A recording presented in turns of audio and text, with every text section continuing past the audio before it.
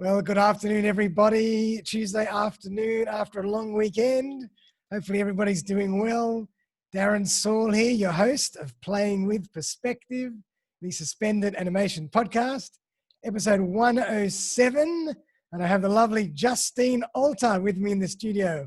How are you doing, Justine? Hi, Darren. Good. How are you? Very well. Thanks for coming on the show. Really appreciate it. Thanks for having me. Now, for everybody out there, we're going to be chatting about a very interesting topic, navigating work and life, how to help organizations support their people when they need it most. So a fascinating topic that I'm really looking forward to getting into with Justine, because she has a wealth of knowledge in this area. Justine is a registered psychologist, work-life transition expert, and co-director of Transitioning Well, with a master's in organizational psychology and over 17 years experience in short-term individual counseling, coaching, and training. Justine has a passion in supporting people and health and well-being at all levels of an organization. Justine's experience is expansive and includes many people-oriented roles, including a return to work and career transition specialist with primary work cover clients, and as an EAP consultant. As the co-founder of Transitioning Well, she brings her experience and knowledge into leading people at times when they need to be unstuck and guided to navigate work and life. So Justine, welcome. Thank you. So now tell us, Justine, how did you get into this field in the first place? What made you interested in psychology, and how did you transition into the area that you're working in now? Yeah, it's interesting actually, Darren. I don't know if I was anticipating that question. When I actually was in first year uni, I thought that I wanted to do law and wanted to transfer into law. I did an arts degree because I wasn't quite sure what I wanted to do, and actually loved first year psychology, and did, by the end of first year, was pretty certain that's the path I wanted to take. But organisational psychology probably only by about third year, when I had a fantastic supervisor from America, and ended up doing my thesis on burnout, which has come full circle all these years. Wow, that's fascinating. Yeah, burnout in healthcare actually, in doctors, and just loved the organisational perspective, and landed my first job particularly doing return to work, mainly for work cover, but then very shortly after that entered more into the EAP or Employee Assistance Program, if some people don't know what that means. Yep. And in that you really see whatever walks through the door from organisations, and very good grounding in coaching, and it just grew from there. So fantastic. Well, and so you've been in this industry, done lots of different things, been in it a long time, you're working for yourself. And yeah. Well, Transitioning Well kind of grew after that, from that in working for myself, probably about 9 years ago, when a joint colleague of ours just introduced myself and my business partner, Dr. Sarah Cotton. We'd never met. Right. And literally we're one of those kind of fairy tale stories of it was just a punt in the dark, and now 9 years later, if someone had told us what business involved, I don't know if we would have believed it. But here we are. We got really lucky, and both have a real passion still for what we're doing 9 years later. So it's amazing. It happens a lot. Like, you kind of, everything you do, if you follow your journey in life, and you look back, it always seems to happen for a reason. But when it's happening, you think, what the hell am I doing? Or how did I even get here in the first place? But there's always an underlying current that's driving you in a certain direction and forcing you to meet certain people in your journey that allow you to get to the next step, which is kind of what you just said. Yeah, fascinating stuff. But let's get into it, because I'm really excited to talk more about the psychology behind this topic. So what causes people to get stuck navigating work and life these days? I mean, life's tough. We're busier and busier every day. We're all running around. But what's the scientific and your experience on why that's happening? Yeah. So it's really interesting. I think for a lot of people, it's about understanding the difference between transition and change. And when we talk about transition, those are really the times in life when we're getting stuck, because we're stuck on that journey of needing to find our new normal. And it's often at those moments of truth, such as having a baby, or making a career change, or heading into retirement, or what we're all experiencing now is the biggest transition I think we've ever been through is pandemic, which no one would have recognised in our lifetime. But it's really those moments where you're having to go to find those new rhythms and routines where you often get stuck and don't know how to navigate those times. So Gotcha. what we do is look at transition theory primarily and build our programs on that and say, well, how can we help people and give them a mast to hold on to when they're navigating uncharted waters? Give them a framework, give them a process to follow so they don't feel overwhelmed. Exactly. By the transition. And they say, okay, let's just go step by step. And what's that saying? One step at a time, or the journey of 1,000 miles starts with one step. Exactly. And the overwhelm is a very big part of it. You've hit the nail on the head with that one. Absolutely. Because it's so easy. You know, whenever we think of having to do something, we think, oh my God, that's just like a mountain we have to climb. But if you just take it one step at a time and one bite at a time, over a week or two, you say, well, that wasn't that hard. That was easy. Yeah, or longer in the case of the transition you're talking about. Yeah, but it's about those. I think anything that shakes your routines and your rhythms and your relationships, and we talk a lot about the 4 hours in this, is any of that requires you to really look at how what help can I have to help guide me on this transition journey. Perfect. And so tell us more about what you specialize in, or what areas you specialize in, and how is that related to this period now where we are in COVID, because it's such a incredible period of transition. So it's incredibly relevant. So I'd love to hear about, how you work and how that's affected you. Yeah. So when we started Transitioning Well, we both had young children and had transitioned back to work in between, and really felt that there wasn't enough in place in workplaces to support working parents. Yep. So, but very shortly realised, well, hang on a second, the parental leave journey is really that one transition which sets the tone for the rest of the transitions in your lifespan. Yep. So it very quickly grew to how can we help people to support their work and life integration, and to move away from that kind of concept of work-life conflict to more about work-life enrichment. And how we can bring that into the processes that we use every day to combat, the challenges of navigating work and life. And then it very quickly led to that lasts the lifespan, and our late career and our retirement transition is a major part of this. And this, the unsettling period that you go through with transition is probably at both ends of those spectrums of the lifespan, the biggest that you'll go through. So that's why we started encompassing life transitions from a workplace perspective, and also found that the onus had been on individuals, and that workplaces really needed to start doing more. So it was all very well to have an EAP, but that didn't mean that you were actually addressing transition issues. And so we really wanted to target it from, well, what is that? And once people understand transition, it's much easier to get unstuck. Yep. So yeah, and so work and life has been shaken all together with COVID. Oh, so that was God. we actually say we were born for now at Transitioning Well. Yeah. Wow, unbelievable. So you must be really busy in this period. Yeah, we have been. Busy. We've pivoted a lot around what are actually the key things, the pain points that our clients have felt during this time, and spoken to a lot of our client organisations, and that has defined our offerings in this space around well-being and around understanding transition to help people deal better with the mental health issues that we're all facing. Yeah, well, I mean, let's tackle those, if that's okay with you, because it's so relevant. Maybe give us a little insight into what are some of the most pressing challenges right now, and maybe give us a way that you what your process would be to overcome them and help people overcome them or deal with them.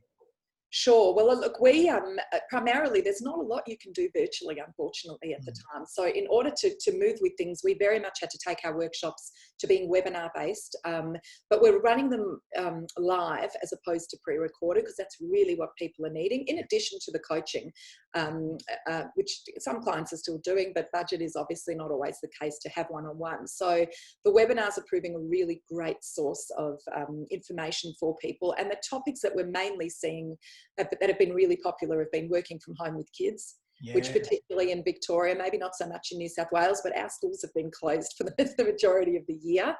Wow. And during our harshest period of lockdown, which thank goodness has just finished in terms of daycare, but we had a lot of people working from home with no daycare unless you had permits. So navigating the challenges of having other people in your workspace, being little kids or partners or flatmates or whatever that might be. So that's been a really common topic of how do I stay on task when I'm working with home, not even from home. Absolutely. Yeah. Or I'm living with work. I love the way you put that, with home as opposed to just from home. Exactly. Yeah, so that's been really popular. Another one that's been increasingly popular has been just dealing with loneliness and isolation. Yeah. So we already know that loneliness was a pandemic. I mean, the American studies that came out years ago that said we know that loneliness is a major factor have been enhanced tenfold during COVID. Doesn't even matter. You know, people think just because you're living in a family means you can't be lonely. We've had people who have been the loneliest they've ever been. Cracks in relationships, of course, that, you know, financial strain, redundancies, all of that has just combated that and contributed to that. So the webinar, How Do We Combat Loneliness, has been extremely popular.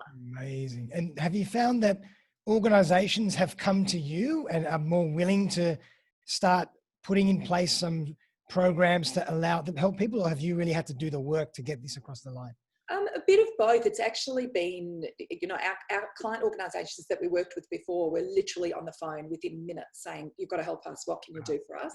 Yep. And from there it's grown, which has been amazing. It's been very good marketing opportunity, which has been bittersweet, because you kind of think it's a really negative time, and yet our business has probably, you know, transformed more than it ever could have without this opportunity. But I think that just mental health, we know, unfortunately, is on the decline, and for a long time. Like, this is going to go on well past once COVID, you know, a pandemic itself passes. Definitely. If anything, this period has kind of exposed certain things. That's rather than just you know, spark them. They've actually exposed them more, so underlying issues that we've always had. Yeah, that's right. So, and look, there are a lot of people offering stuff in the mental health space. I think a lot of people have realised that.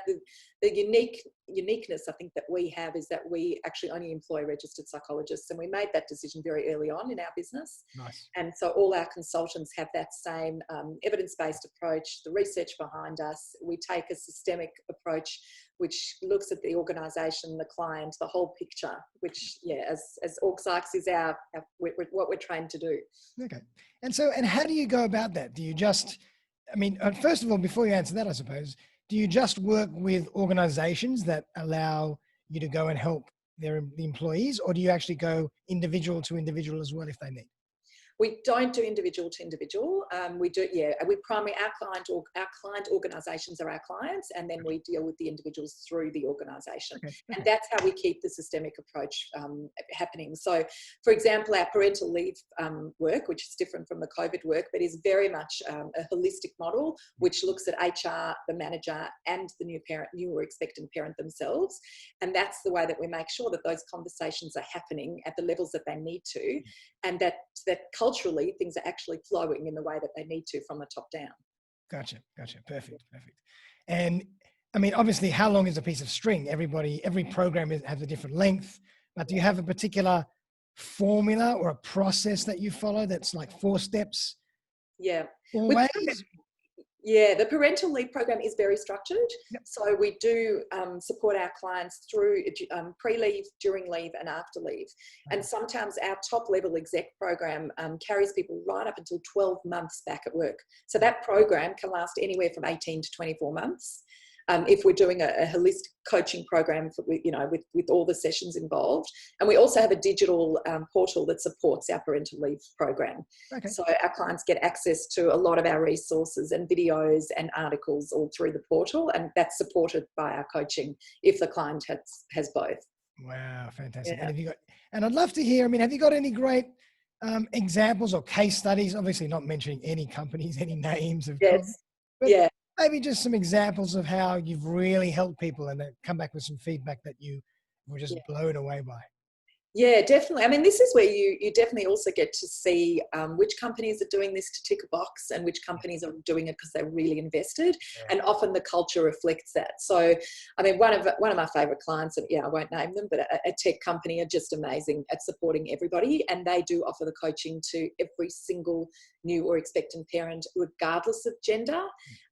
They offer, whether you're taking extended leave or whether you're only taking 2 weeks paid leave as a dad, they offer everybody some level of support, and it makes a huge difference. And the feedback is literally, where clients have said, I wouldn't have stayed at this organisation if I didn't know that I had this support.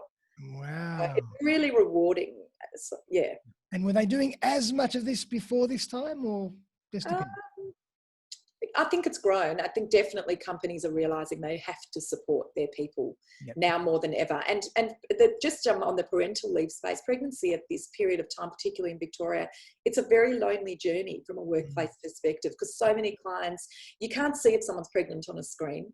So they're not walking into an office every day and having somebody go, when are you due? And you look so great, or you look tired today. Can we do anything for you? Or there's just all of that is gone. And so having a coaching program is so much more important. Even it was important before, but it's even more now. It's listening to you, it's actually fascinating to me because, 10, 20 years ago, you went to work, you had your lunch break, you had your team meeting on a Friday, drinks. That was it. That was how we built culture. It was just nothing. Nowadays, retaining staff, keeping staff happy, building a positive culture and a collaborative culture is almost a full-time job in itself. I mean, all these extra things that have to go on to make sure that everybody's happy.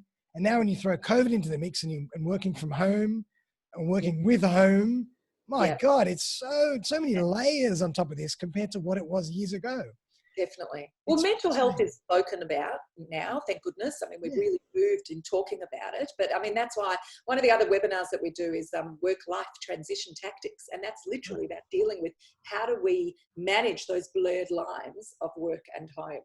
And that's going to stay, because I mean, even a lot of my Sydney clients that I speak to who definitely are living a more normal or COVID normal life than we are, talk about, working from home is here to stay. That hybrid model of being in the office and being a little bit at home, leaders are going to have to upskill in really knowing how to lead a hybrid remote workforce. Definitely. And even all the skills that have actually had forced people to upskill in and retrain in, like video. Like a lot of people don't feel comfortable looking at a video screen or a video camera. Even that in itself, because there's so many webinars and so much virtual collaboration now, you have to get comfortable with the new way of working. So even something as simple as that is a great example of, what has changed. Yeah. And one of my clients, she said something brilliant to me the other day. She actually a Sydney-based client. She said to me that she's just gone back and she's in the office 2 days. And she said before, when she went back with her first child, it was always about, the part-time working mum, which days are you in? Which days do you have your kids? It was always that frame. She said she walked into the office and everyone was on an even playing field because everybody said, what days are you in this week? Because everybody's only there part-time. Isn't that interesting? Yep. And that's a huge change. Huge change. I mean, it's unbelievable. Like, it's dumbfounding to me how what I see these days to what I used to see 10, 20 years ago. I want to dig a little further and talk a bit more about those blurred lines, because that's I want to get into the subtleties and the little nuances of what you do. So can you tell us a bit more about, what work-life balance or navigating work and life mean in terms of those blurred lines? Where are those lines? Yeah. Well, the frame that we take on this anyways, we don't like to refer to it as work-life balance. We're very much around work-life boundaries, because boundaries are something we can control internally, and we can, I mean, at the end of the day, there's always more work to be done and there's always more life to be lived. Definitely. So you can only fit into a day what you say, I can actually fit into this day. And it has to be a conscious choice of what you can then put in place to navigate work and life. And so, the webinar that we run, we talk about 7 tactics that we actually show people. Some of them are about, trusting our external systems, drawing the line in the sand. It's advocating for ourselves because no one else is going to do it. So we really run through that and help people with really some strong strategies to take away, to say, what can I go away and change? Because at the end of the day, when I show up in life and I say to people, how am I showing up? Often there's a disconnect between how you think you're showing up and how you want to be seen to show up. Absolutely. Yep. And particularly managers, I can just imagine if managers did full 360-degree feedback sessions, they would be shocked at the feedback coming back. Yeah, and the feedback from their families, that's what's so vital. Is we often say, well, ask your kids, how are you showing up at the end of the day? And you think, oh, well, I'm present, I put my phone away, and your kids are saying that you're still thinking about work as you walk in and you're just, you're all. So it's very much about making some conscious decisions of what do I need to change in my life to actually show up at work and in life. So what I'm hearing is it's really about I mean, obviously there's lots of content to get into, but Yeah. on a high level, I'm hearing it's really about how you plan and put structures and processes and systems around what you do every day at work and when you're at home. Yeah, Is that right? absolutely. And even small things like what we refer to as our transition gap. We used to all rely on our commute for that. Right. It would often be you might have naturally just rung a mate on your way home from work, and that was your kind of gap between work and home. Yep. To set you up for walking through the door at home. That's gone. None of us have commutes. Our commute is to our lounge room. That's right. Or to our kitchen. So for some people, we're actually saying, well, what are the intentional choices you're making to have that transition gap? Is it that you are changing into your slippers when you walk out of your dining room? Is it that you're closing your laptop and throwing a blanket over it? Or, it's every decision we're making during COVID has to be made with more intent. Yep. And I mean, what do you say these days? I mean, it's 24/7 world. There's messages coming at me from a million devices 24/7. If I'm on the weekend or if I'm at nighttime watching TV, what do? I just have to be really vigilant in saying no tomorrow. Yeah, exactly. Or you turn off your device, or you say, I am not checking. And look, none of this happens without practice. No, it's very hard. None of it happens unless you are the only one who can put these things in place to control how much or how little you're actually letting them infiltrate. Yeah. And I mean, and also what you said before, I mean, in the old days, that would have been great to be able to have a phone call with someone on the way home and kind of transition slowly from work to life. But in all honesty, at the end of the day, I'm so exhausted. The last thing I want to do is actually make a phone call on the way home. I just want to sit in silence. I don't even want to put music on sometimes. I just need to relax. But then that's not I still have to work out how I can transition when I walk back in the door. That's right. At home, how do I switch off? Yeah. And if you reflect on it, there might be something that you're doing, but you just don't know that you're doing it. But that's what this is about, is taking people out of automatic pilot and saying, all right, what changes can I actually make? Yeah. Or actually, maybe the fact that I want to sit in silence and not listen to anything or not do anything is my mechanism for re-gearing and getting back to Darren and away from Darren at work. Exactly. Yeah. Fascinating. Really fascinating. Yeah. Any other little tips and tricks that you can give us that people might be, Look, I'm a big fan of trusting external processes. So our brains are not designed to carry everything that we carry in them. We're actually dinosaur computers. So we have great external systems, making lists, using, things like Trello or, shopping things, or actually just letting stuff go from our brains. So I'm a very big fan of that. And also our biggest motto at Transitioning Well is ask, don't assume. So this comes down to communication. And a lot of the time in all the transitions that we're going through and all the stuff you're dealing with, managers and HR and the things that you think about where we get into trouble and we sometimes feel stuck are because we haven't asked the question. So true. Including at home, with new parents, with our relationships, with our, with our friends. It's and we build up all these stories in our minds about how we view something, when it was absolutely an incorrect assumption. Exactly. And we used all that energy, expended all that energy for nothing. Yep. Isn't that fascinating? Yep. But we do a lot of training around that, particularly with our pregnant women, of, don't make that assumption, ask. And from the manager's point of view, and a lot of what we do isn't rocket science. It's just that people are not good at asking things and also not good in communicating their own boundaries. Wow. There's a fear around saying no. Yep. Absolutely. Yeah. Wow. And I mean, obviously, you're dealing with all these issues all day long. You're busy. As a psychologist, how do you relax and, care for yourself while you're caring for everybody else? What are some mechanisms that you do that kind of just allow you to deflate in a way? Well, it's funny that you mentioned that, because pre-COVID, I would have said I'm pretty good at it. During COVID, our whole team has found this really hard because we just get dumped on all day. So you're right. I mean, eventually your cup overflows. So we are good, though, at checking in with our own team, staying connected. We're very good on our own team meetings now. Myself and Sarah have a fabulous working relationship that we check in on each other, debrief a lot, and just recognising if we do need some recovery time to say, look, I think I might be approaching burnout. We've both felt that, especially in the last few months, and have had take a day off here or there. and try and switch off if we need to, pick up the slack for each other, and just mainly checking. So it's really practicing what you preach, putting in those systems, putting in place those systems, and actually executing on those systems to make sure that you can take care of yourselves so you can take care of everybody else. Yeah, and we've run supervision sessions for our teams, and we did Steptember, which I think that was a nationwide initiative, which was for cerebral palsy. You had to do 10,000 steps a day. So really encouraged our team members all to do that together to enhance physical exercise, because I think that's been an absolute no-brainer for everybody during this time. Is all our incidental movement has gone because you're sitting at your home all day. 100%. So getting out is really important. Yeah, absolutely. And how do you think, obviously everybody's talking about what's going to happen after COVID. Are we going to go back to normal? Is it going to be a hybrid? Is it going to be another change? What's your view on how will we work and live when this pandemic has subsided to a degree?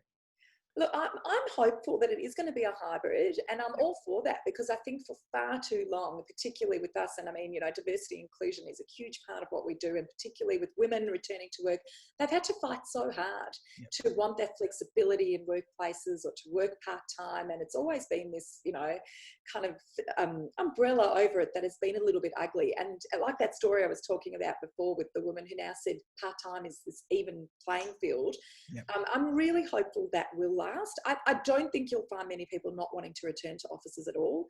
In fact, from what I'm hearing lately from a lot of our HR contacts, people are desperate to get some form of contact. But I think what you will find is if someone knows they've got a big piece of work that they need to do, undistracted, and working from home is going to work for them that day, I hope that you won't have to fight so hard for that, because the trust will be there.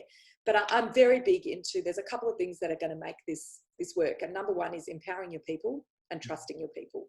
So true. And literally, the other one, big one is, to me, things should never be recorded on hours. It's outcomes. Yeah. And if you can just have managers who are trained enough to lead teams through outcomes, not hours, and to trust that flexibility works, hopefully that will be a real positive. I love that. And actually, on that point, have you done any studies, or have there been any studies done on outcome and productivity in this time as opposed to pre-COVID? It's a hard one, because we talk a lot about that. There have been studies done, but productivity has been very hard to measure whilst people have children at home. Right. So particularly in Victoria, I think you're not seeing a realistic view of people working from home when they're having to homeschool their kids. That's true. That's a really good point. It's so not pure working from home. Yep. Exactly. I think you'll see that afterwards. But I mean, I'm a very big fan of Andrew Barnes's work on the 4-day work week from, he's the perpetual guardian in New Zealand, and they are now doing 4-day work week permanently. But you're also seeing a number of the tech companies like the Googles of the world who've come out and said working from home will be a permanent offering if that's what you want.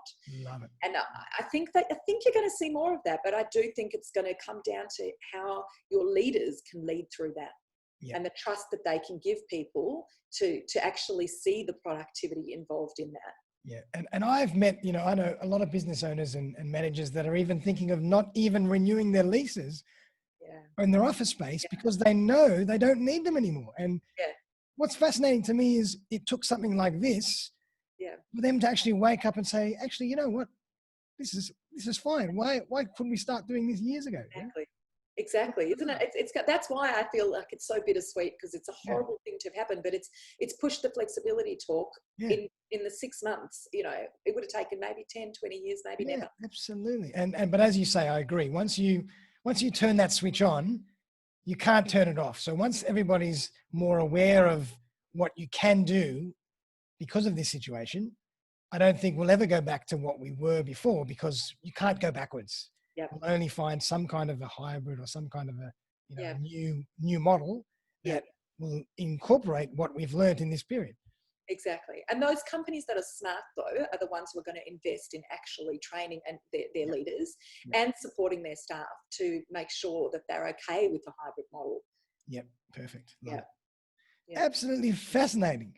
So Justine, tell us just a bit more about how we can get in touch with you and Transitioning Well, and anything else you want to tell us about that particular part of what you do.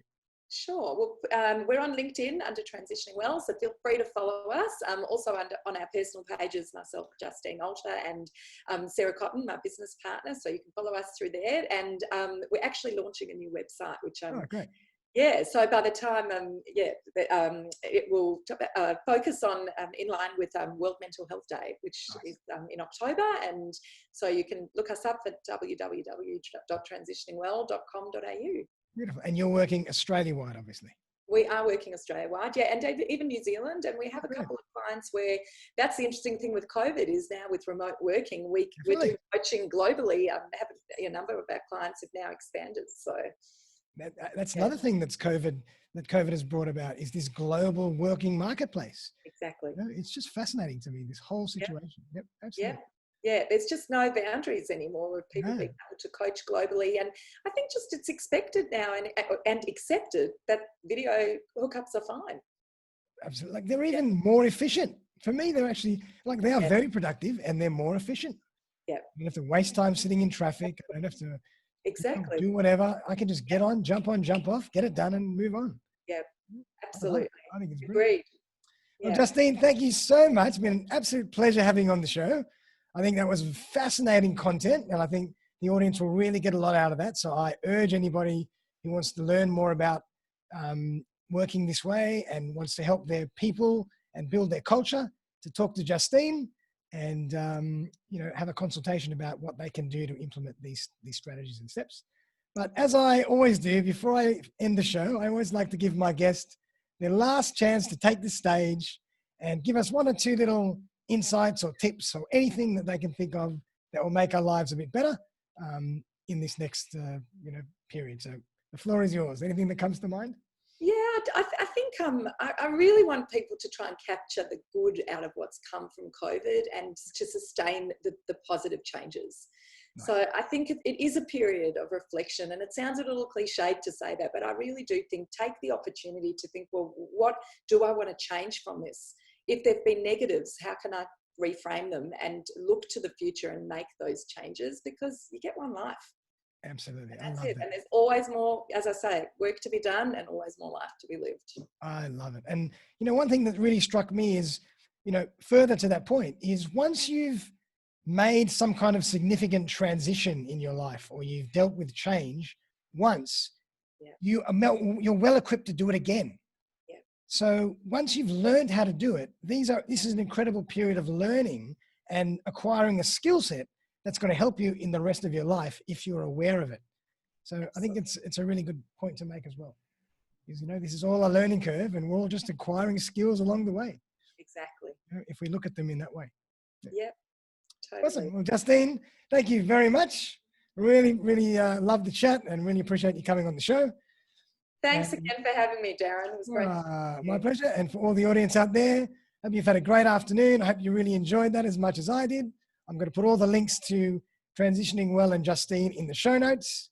And we'll be back tomorrow for another episode of Playing with Perspective, the Suspended Animation Podcast. Bye for now.